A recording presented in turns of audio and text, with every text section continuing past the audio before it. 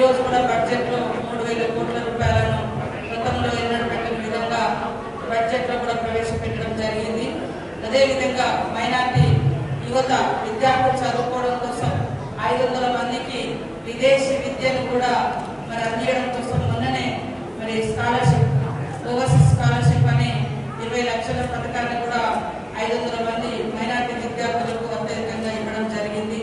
అదే కాకుండా రేపు మన రాజీవ్ యువ వికాసంలో కూడా మైనార్టీ యువతకు ఉద్యోగ ఉపాధి అవకాశాలు లేక ఇబ్బంది పడుతున్నటువంటి వాళ్లకు వాళ్ళ కాళ్ళ మీద వాళ్ళు నిలబడే విధంగా మరి చిన్నగా షాప్స్ కానీ బిజినెస్ కానీ పెట్టుకోవడానికి 4 లక్షల రూపాయల వరకు కూడా ఆ పథకాన్ని వర్తింపజేయడం జరుగుతుంది.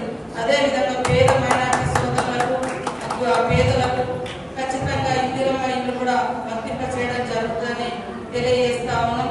మైనార్టీ సోదరులకు ఇచ్చిన మాట ప్రకారం జిల్లా కేంద్రంలో మంచి మరి షాదీఖానా కూడా నిర్మించడం జరుగుతుంది. తొందరలో